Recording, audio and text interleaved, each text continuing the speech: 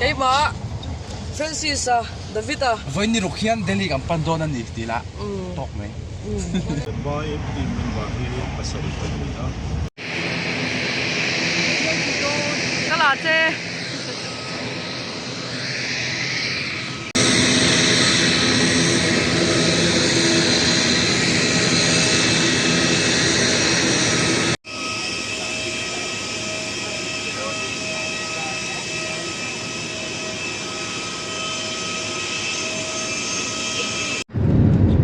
Pui airport theng Miss Bagi le sarti pian min tha kan lom e wa Miss Bagi international referee and judge ania sarti pi hi kickboxing a kam president ania anchunga hen kan lom e mani chon Miss ma te hi phailama kan ho tu te lo zu be popin equipment chungchang ani mo thil danga emo milo boy pui china achunga hen kan lom e boka chon Mizoram State Sport Council hianin kan kalam le holam flight ticket te eile in man tur te equipment te min tum saka kan lo me bokani tuna hian Kolkata airport kan thleng to so thlan la me ka ala tu hi Francis ania chuan asang jok so David ania chuan hniam jok so Nazareta ani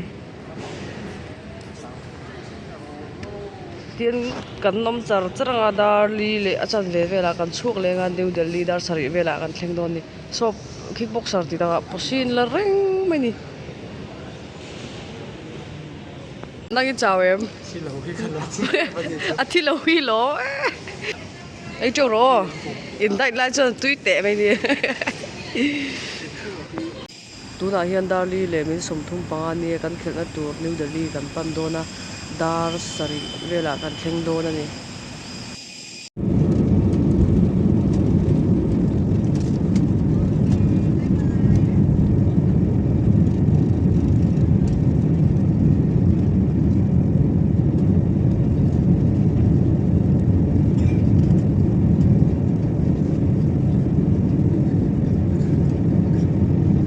amuna hian kan fighter pui pangat rem ale sarai jaga coach le sar friend kia team manager ten milo ha ga mani lo zu thleng thamasa chu chu kan su po do na Mizoram ata khel tur hian ni ku promotional fighter gold medalist te tang khan thlan an nia gold medalist kha som ne ta som thum in kar kan nia khata tanga medal langai tura be sei te kha select an nia select kan ni poi kan lo me wa Mizoram kickboxing association chunga po kan lo me mani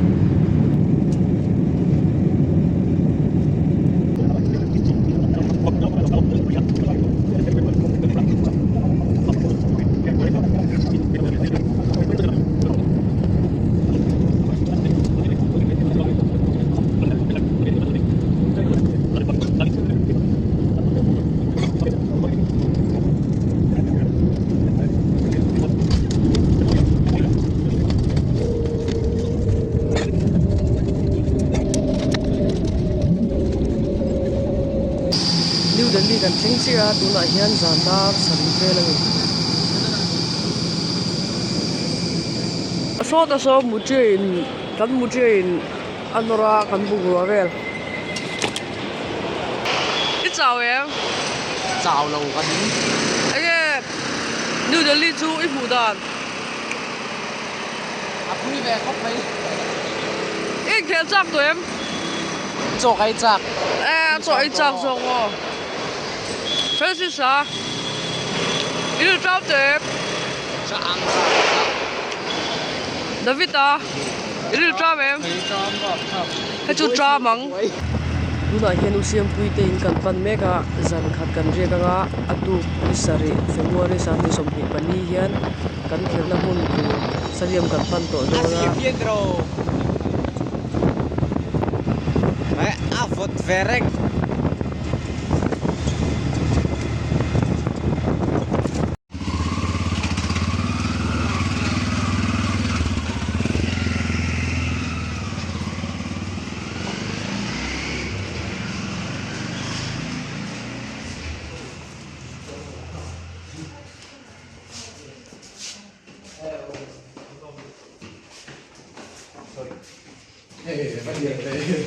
cái chỗ ý đồ finish itu mana nasi phụt phụt mấy bạn lâu dạy phải thôi mong phải thôi mình vui vào hết để lâu niêm mong Sai mi. sai Senior player. Anh đi tu sai. address có là thằng làm gì nhỉ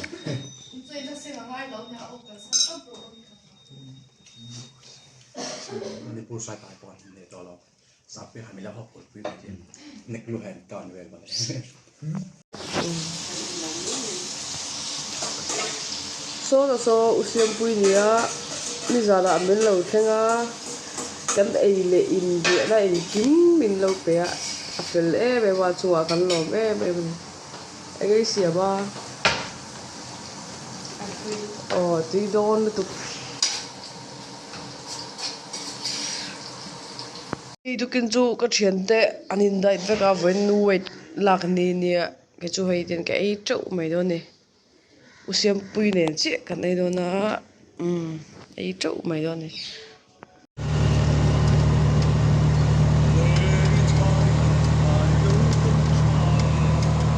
kan khelna hmun tur kam pan meka kan khelna hmun tur hi KD Jadaf Indoor Stadium Indira Gandhi Sport Complex ani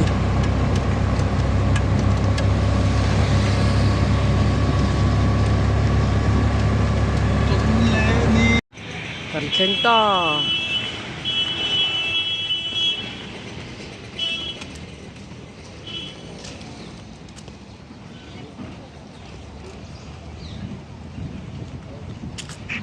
kan voi khat kalna ni wang hian amun marvel hi kan na bel chiang lawa kan thu duk mai ni ti hian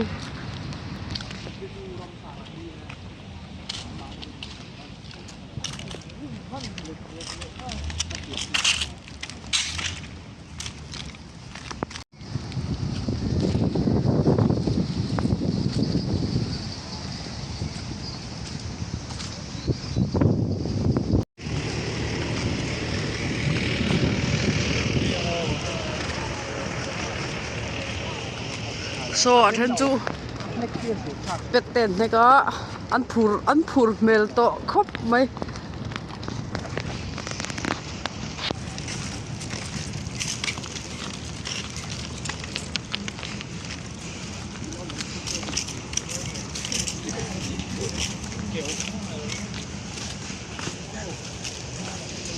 he chu còn nuôi để phân nị mel về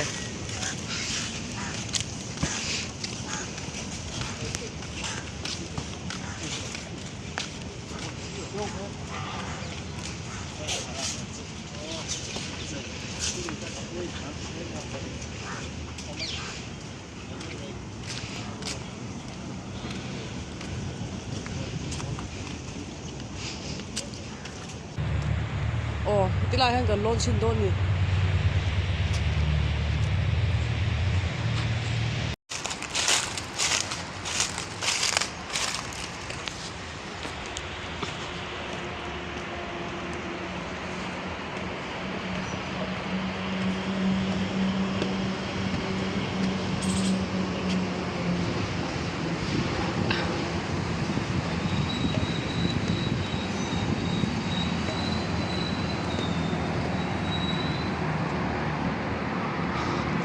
sang khóc mấy sang thà đinh đinh khóc mấy là lon dễ top khen là lon xin đâu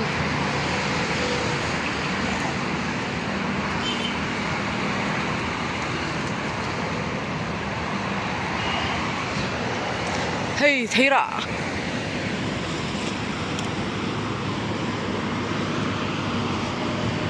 top gần khen ta nuông khóc mấy thôi nuông khóc mấy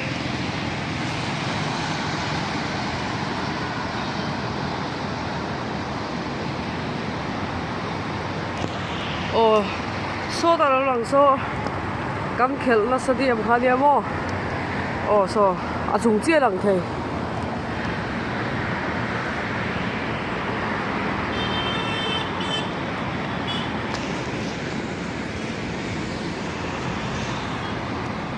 a vot chia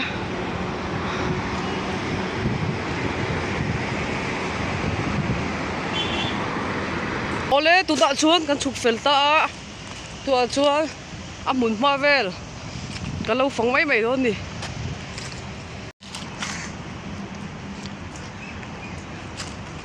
khi đây khi cháu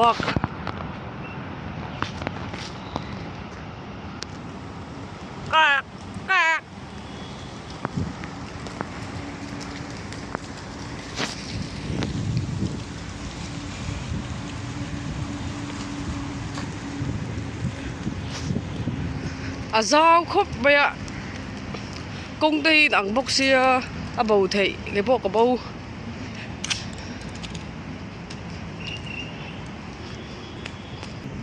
tiền cần cân dễ là cả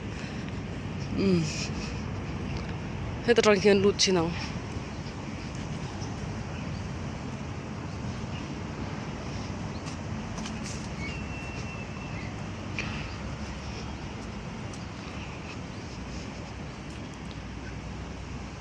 cái gì hun hi phụ em bầu ruột thì là thiêng đi mà February là mà sẽ lên mình vật đệu bây giờ mai khai là vật do cái nào đi bùi về là cho đi chùm đi sân lệ phú đó bầu ruột ha bột lỗ lại đó em mà xia sa vek curry sao nhỉ chú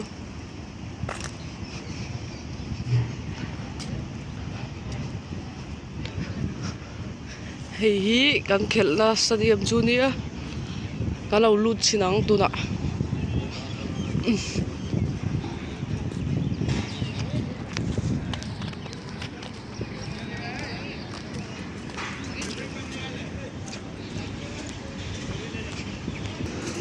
so ta son kan ei tur ve lan siam thina hei hetilai ponzar chunga hian mo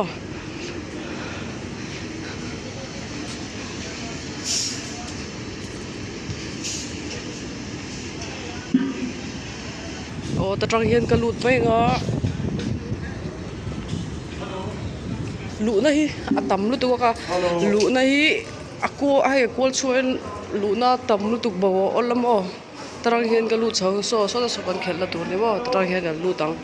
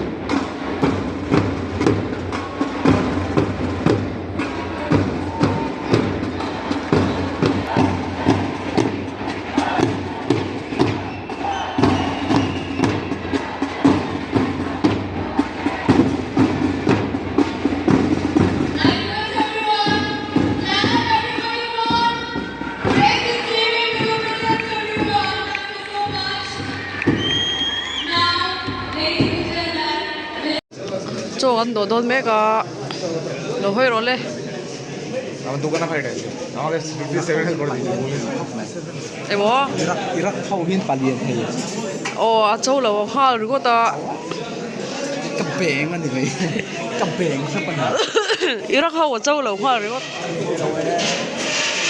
อิรักเขาที่บอกเบงอันนี้ sát chiếm xe beng nặng lên xin chứ à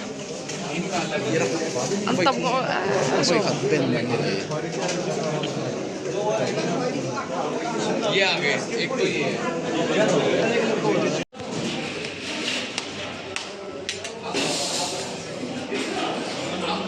Video ni. Ini itu ya.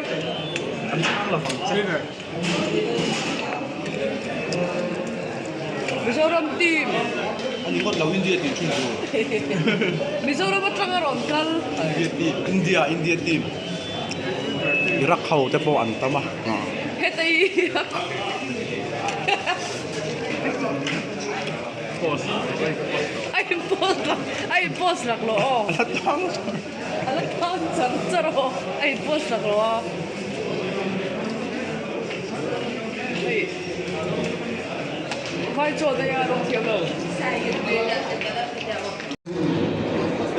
Tu na lo lang mek hi sarai saka kan kot sani. Ani national gold medalist te lo ni to thina. Sunu thatak kan nei ani abon ama hi mi bon. Ama top phi mi bon ania. Chun kan PMI te khi agrei khi tu te nge kha. Kazakhstan ania chun PMI. Iraq ania kho Turkey mel thada da du e khutilai mi ho kumo o du na khel o hi blue hi Turkey ni boka hey ring 1 so da be so ring 2 ani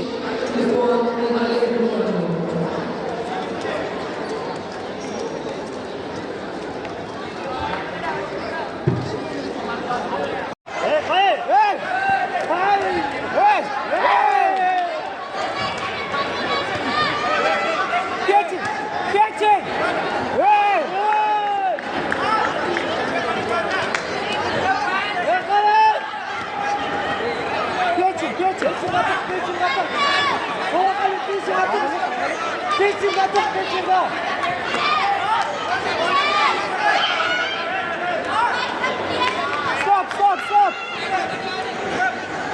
Yeah, Alikon!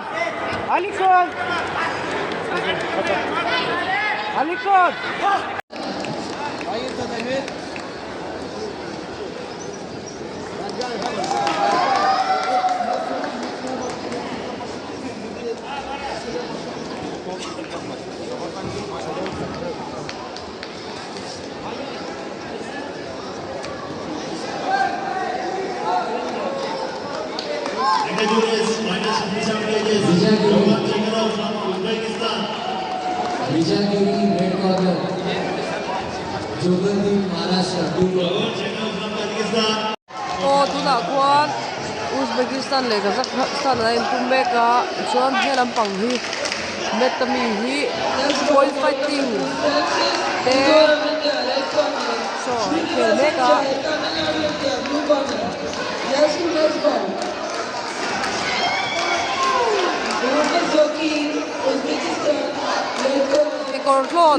Kortlon an ha a chu full contact kan khela full contact a hian kong a chin chung lampang chaw ai pet theya K1 le long khi ga chon long khi te ai pet vek theya he da hi nan khela o ta son ki kor bu an hak so K1 le long khi khelna nia ta po he nan khel thawa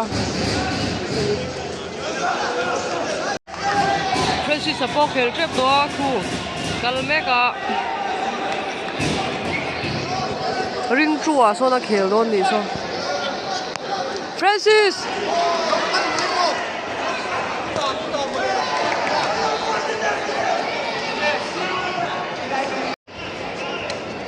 The number 2 goes to this one in the line number 1.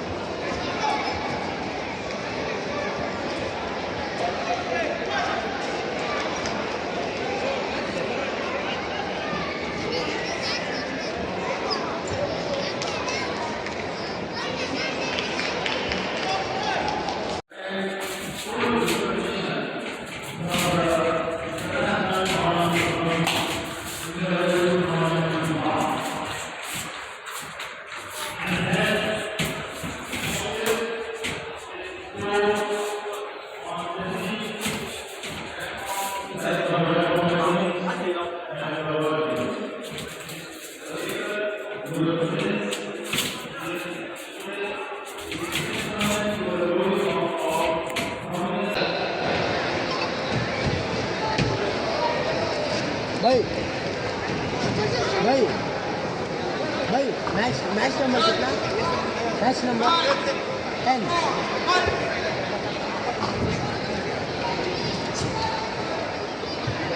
Kazakhstan, India.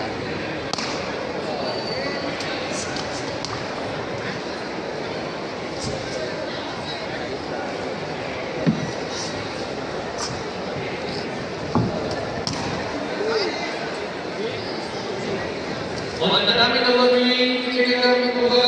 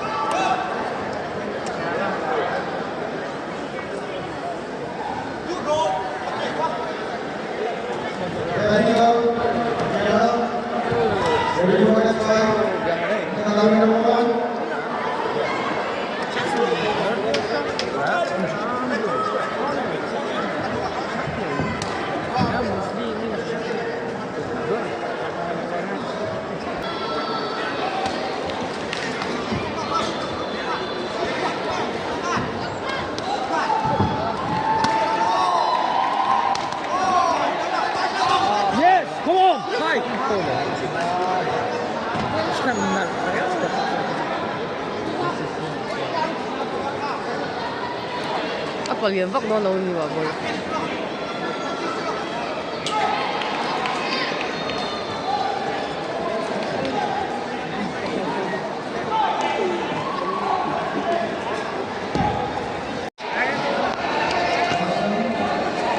Iba chak ve. Gold पे ham gold पे. I gold mo.